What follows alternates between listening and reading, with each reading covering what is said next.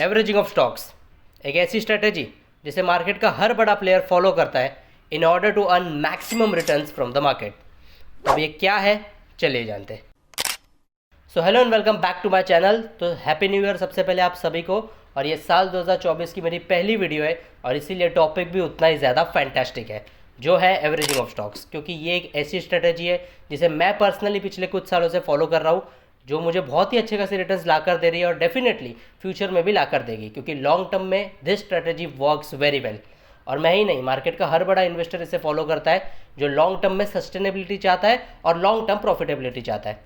तो अब ये क्या है, कैसे करना है, किस तरह से करना है, ये सारी चीज़ों के लिए मैंने आप लोगों के लिए बनाया एक पावर पॉइंट प्रेजेंटेशन, जिसे मैं अभी आपको डिस्प्ले करने ही वाला हूँ। लेकिन उसके पहले आपको एक चीज़ बता दूँ कि इस वीडियो को ज़रूर एंड तक देखना, क्योंकि बहुत से छोटे छोटे पॉइंट्स बताऊँगा जिसकी मदद से आप अगर उसको सक्सेसफुली इंप्लीमेंट कर लेते हो, सो definitely in the long run you can become a very good successful investor. तो बिना किसी रुकावट के मेरी वीडियो की तरफ बढ़ते हैं और जान लेते हैं कि how averaging of stock works. क्योंकि मैंने वीडियो में A to Z इस कंसेप्ट के बारे में सब कुछ कवर किया है। तो do watch this video till end to become a successful stock investor. तो जैसे कि हम सब जानते हैं कि stock investing is very risky, but at the same time जिसने ये सही तरीके से कर लिया उसको जो गेन्स है वो भी बहुत ही ज़्यादा बढ़िया मिलते हैं।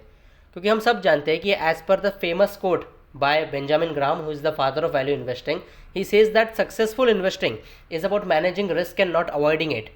तो इसका मतलब क्या है कि देखो, रिस्क तो हर जगह है, लेकिन उसे मैनेज जिसने कर लिया वो असली बादशाह बन के निकलता है। और इसीलिए एवरेजिंग ऑफ स्टॉक्स ये एक ऐसा कंसेप्ट है जो हालांकि थोड़ा सा रिस्की है, लेकिन अगर आपने इसका करने का सही पॉइंट ऑफ व्यू पकड़ लिया, सही तरीका पकड़ लिया, so definitely in the long run you are going to win this game. तो अब ये क्या है, चलिए जान लेते हैं। सबसे पहले what is averaging. So averaging is a strategy used in stock investing which involves fundamental principle of reducing the share prices over a period of time. इसका हिंदी में मतलब क्या होता है, यानी कि ये एक ऐसी स्ट्रैटेजी है जिससे आप जो स्टॉक का प्राइस है ना, जिसमें आपने परचेस किया है, उसको कम कर सकते हो। लेकिन ये कैसे होगा, चलिए एक एग्जांपल की मदद से जानते हैं। फॉर एन एग्जांपल, एक इंडिविजुअल है, आप हो, आपने एक स्टॉक को 100 रुपये पे खरीदा। अब उसके बाद मार्केट बहुत ही ज़्यादा रिसेशन में हो गया, या फिर कोई बैड न्यूज़ के चलते आपका जो खरीदा हुआ स्टॉक है उसकी प्राइस टूट गई और आ गई 50 रुपये पे। लेकिन इस पर्टिकुलर स्टेज पे आपको ये पता है कि आपका जो स्टॉक है वो फंडामेंटली बहुत ही ज़्यादा स्ट्रांग है, वो स्टॉक का जो फ्यूचर है वो बहुत ही बढ़िया होने वाला है। लेकिन ये एट प्रेजेंट जो नीचे गिरा है तो आपको तो लॉस हो रहा है। So at this point of time अगर आपने जो 100 पे खरीदा है उसके बाद वो 50 पे गिर गया, तो यहाँ पर भी आप अगर सेम क्वांटिटी खरीद लेते हो, आपके जो पर्टिकुलर स्टॉक है उसकी सेम क्वांटिटी परचेस कर लेते हो, तो आपका जो स्टॉक का एवरेज प्राइस है वो 100 रुपये से उतर कर 75 रुपये पे आ जाएगा। ये मैंने एग्जांपल लिया है कि आप दोनों जगह पे सेम क्वांटिटी खरीद रहे हो, यानी कि जो 100 रुपये पे आपने एक स्टॉक खरीदा वो टूट के आ गया 50 रुपये पे। 50 पे भी आपने एक स्टॉक खरीद लिया, तो टोटल आपके पास 2 स्टॉक हो गए, और 100 और 50 को ऐड करोगे और इसका एवरेज निकालोगे तो इसकी प्राइस हो जाएगी 75 रुपये। लेकिन ये तो कंसेप्ट आपको समझ जाएगा कि एवरेज होता कैसे है। यानी कि एक अगर आपने कुछ महंगा खरीदा है और फिर उससे सस्ता कर लिया, तो आपकी जो एवरेज प्राइस है ऑटोमेटिकली पहले से कम हो जाएगी। लेकिन ये सिर्फ उसी में करना होता है, उस पर्टिकुलर स्टॉक्स में करना होता है विच आर फंडामेंटली स्ट्रॉन्ग। क्योंकि अगर आपका स्टॉक फंडामेंटली वीक है तो ये सब करने का कोई फ़ायदा नहीं है, because at the end of the year या at the end of some time it will eventually go to zero. यानी कि आपका पैसा पूरा डूब सकता है अगर आपका स्टॉक फंडामेंटली स्ट्रॉन्ग नहीं होगा।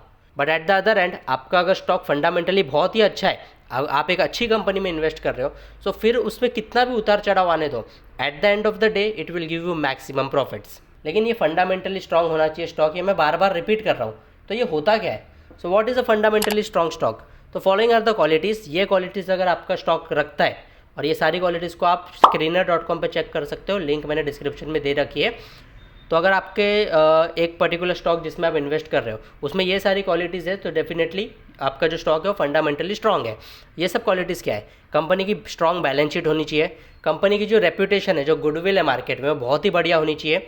Then comes company debt free होनी चाहिए, कंपनी पे कर्जा नहीं होना चाहिए। क्योंकि अगर समझो कंपनी कमा भी रही है तो पहले वो अपने डेट को फ्री करेगी, यानी कि कर्जे से मुक्ति करेगी, उसके बाद आपको पे करेगी, यानी कि आपको तो कम पेमेंट मिलेगी। तो इससे अच्छा ऐसी कंपनी में इन्वेस्ट करो जिस पे डेट ही नहीं है, जिस पे कर्जा ही नहीं है, तो जो भी वो कमाएगी उसका मैक्सिमम बेनिफिट वो अपने शेयर होल्डर्स को देगी, यानी कि हमें देगी।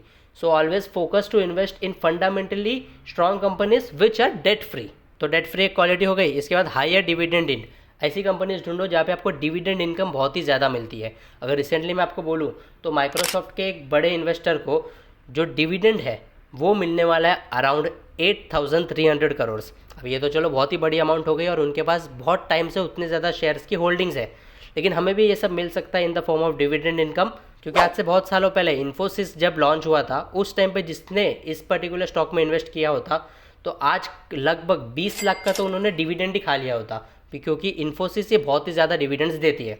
तो आप भी ऐसी कंपनी ढूंढो जिसका जो डिविडेंड डील है, यानी कि डिविडेंड देने की जो क्षमता है वो बहुत ही ज़्यादा हो या फिर कंसिडरेबली गुड हो। Then comes good P and P B ratio. Company का प्राइस टू अर्निंग रेशो अच्छा होना चाहिए।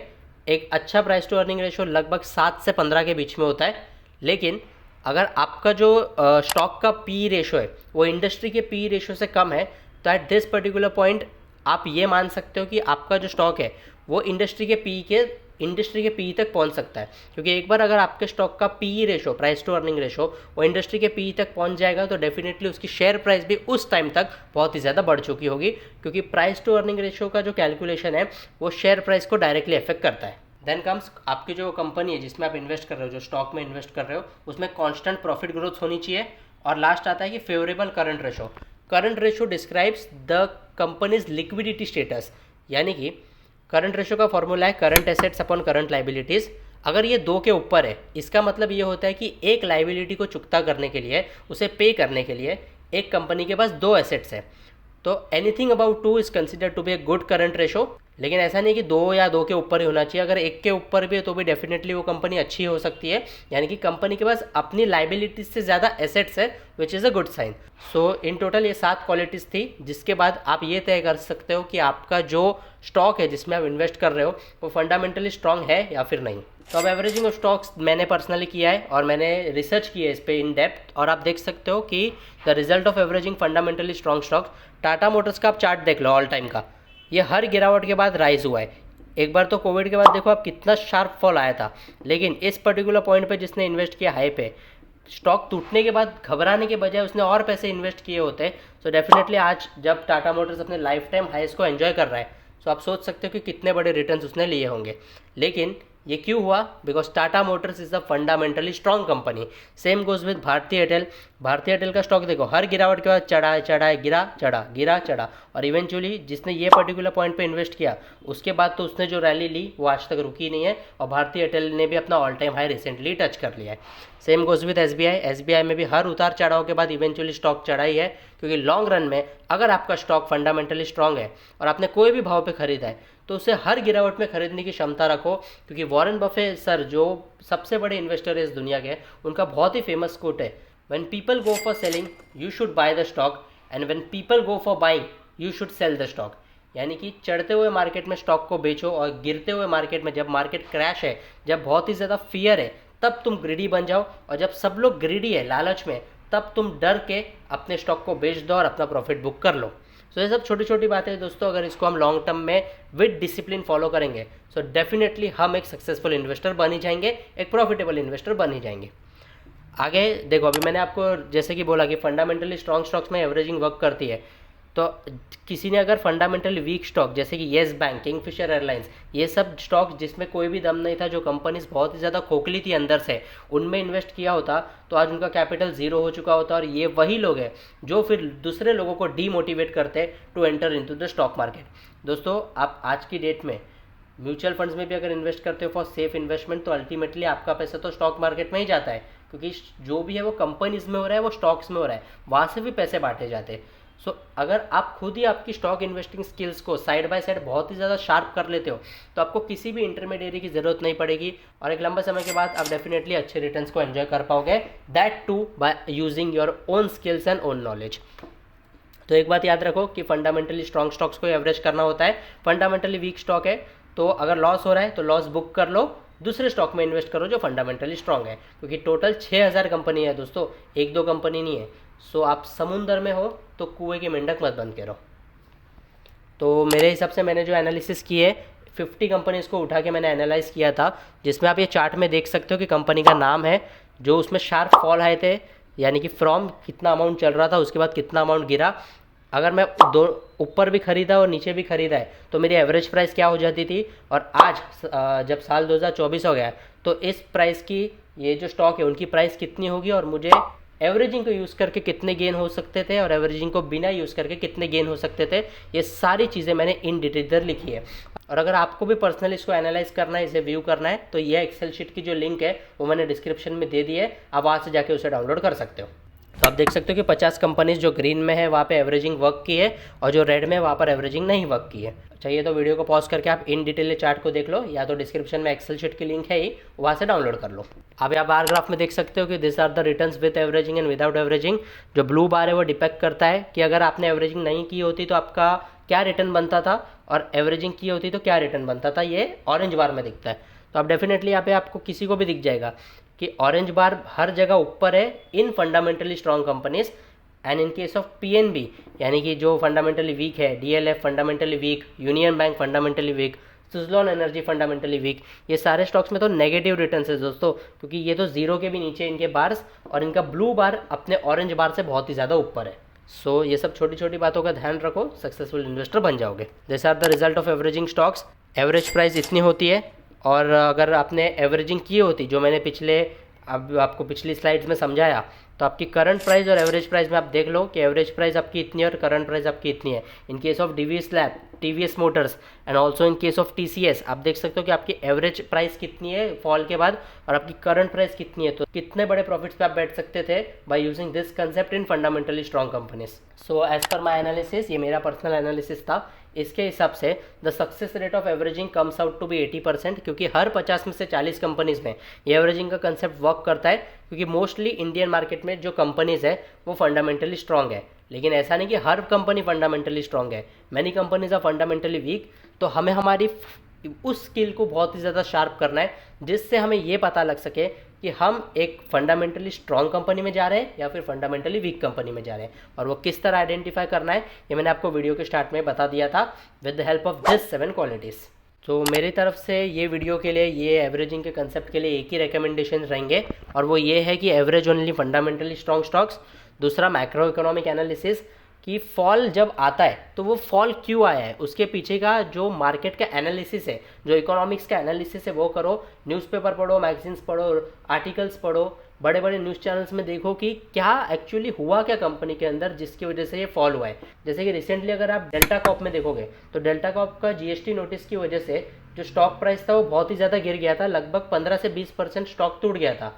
लेकिन आज फिर वो स्टॉक थोड़ा थोड़ा करके बढ़ रहा है, क्योंकि जो रीज़न था जिसकी वजह से फॉल हुआ था वो बहुत ही ज़्यादा खोखला था, और उसका केस अभी चल रहा है। हो सकता है कि डेल्टा कॉर्प जीएसटी का जो केस है वो जीत जाए, तो जीतने के बाद तो डेफिनेटली वो बढ़ ही सकता है। लेकिन यहाँ पर मैं कोई भी रिकमेंडेशन नहीं दे रहा हूँ, आपको एक एग्जांपल दे रहा हूँ। अगला है, जो कंपनी आप जिसमें इन्वेस्ट कर रहे हैं उसके प्रमोटर का विजन देखो, यानी कंपनी को कौन से लोग चला रहे हैं। जैसे Kingfisher Airlines fundamentally weak stock क्यों है, कि उसका प्रमोटर था विजय माल्या, और विजय माल्या ने तो क्या किया, इससे आप बहुत ही अच्छे से वाकिफ़ हो, सो मैं इसमें और डिटेल में जाऊँगा नहीं। और on the other hand Tata group के स्टॉक्स, आज हर एक टाटा ग्रुप का स्टॉक ऑल टाइम हाई पे है। क्यों? क्योंकि उसका प्रमोटर कौन है, श्री लेजेंडरी रतन टाटा सर, और उनका विजन इतना ज़्यादा स्ट्रांग है, इतना वो देश के लिए इतना ज़्यादा काम करते, इतने ज़्यादा देश के प्रति वो प्यार करते हैं कि उनका विजन तो डेफिनेटली बहुत ही ज़्यादा अच्छा है, जिसका रिजल्ट हमको उनके जो स्टॉक प्राइसेस है उस पर दिख ही रहा है, उनके प्रॉफिट्स पे दिख ही रहा है। अगला है interest of FIs and DIs. ऐसे स्टॉक्स को पकड़ो जिसमें फॉरेन इन्वेस्टर्स का और डोमेस्टिक इन्वेस्टर्स का, जो डोमेस्टिक इंस्टीट्यूशनल इन्वेस्टर्स है, फॉरेन इंस्टीट्यूशनल इन्वेस्टर्स है, एफआईज एंड डीआईज, इनका जो इंटरेस्ट है होना चाहिए, क्योंकि ऐसे स्टॉक्स में बहुत ही ज़्यादा बड़ी खरीदारी आती है, और हम भी बहती गंगा में हाथ धो सकते हैं with the help of our averaging and with the help of the analysis we do. So interest of FIs and DIs होना चाहिए। और last, volume of buying and selling. जितने भी mid cap small cap stocks है आजकल उनमें बहुत ही ज़्यादा वॉल्यूम आ चुका है, क्योंकि देखो लोगों का कंसेप्ट कैसे चेंज हुआ है। Earlier they were investing in large cap companies, क्योंकि लार्ज कैप में सेफ रिटर्न्स मिलते हैं, लेकिन लार्ज कैप में आपको मिल के 10% 15% एनुअल रिटर्न्स मिलते हैं। On the other hand mid cap small cap में वॉल्यूम बढ़ क्यों रहा है, बिकॉज वहाँ पे जो रिटर्न्स है वो एक एक साल में जो स्टॉक प्राइस है वो डबल या फिर 3 गुना हो जाता है। सो लोगों को अब अपना पैसा कम से कम टाइम में डबल करने की इच्छा बढ़ चुकी है, and as a result the volume of buying and selling is largely directed towards the mid cap and small cap stocks. तो ये मेरी तरफ से रिकमेंडेशंस थे, यानी कि एवरेजिंग का कंसेप्ट यूज़ करते हो तो ये सब का ध्यान रखना पड़ेगा। बट एट द एंड देखो दोस्तों, ये जितना भी रिसर्च था ये मेरा खुद का था, और ये सेम रिसर्च रिपोर्ट मैंने अभी रिसेंटली मुंबई यूनिवर्सिटी के आविष्कार प्रोग्राम में भी डिस्प्ले किया था, जहाँ पर लोगों को बहुत ही पसंद आया था। तो ये मेरा पर्सनल रिसर्च है, मेरा पर्सनल अप्रोच है, मेरी स्ट्रैटेजी है जो मैं पर्सनली यूज़ करता हूँ और फ्यूचर में भी डेफिनेटली यूज़ करते रहूँगा। लेकिन आपको इसे यूज़ करना है कि नहीं, ये तो टोटली आप पे डिपेंड करता है, आपके फाइनेंशियल स्किल्स, फाइनेंशियल नॉलेज और फाइनेंशियल एपेटाइट पे बेस करता है। सो मैं आपको कोई भी फोर्स नहीं करता to use this, I implement this. तो मैं आपको बता रहा हूँ कि किस तरह से होता है, करना नहीं करना वो आप पे डिपेंड करता है। So thank you so much for watching this video. आपको ये वीडियो के बारे में कोई भी डाउट हो, कोई भी आपका क्वेश्चन हो, do let me know in the comment section. बाकी वीडियो की इन्फॉर्मेशन पसंद आई हो तो like it, share it with maximum people, और ऐसे इन्फॉर्मेटिव कंटेंट के लिए चैनल को प्लीज़ सब्सक्राइब कर दो। जय हिंद।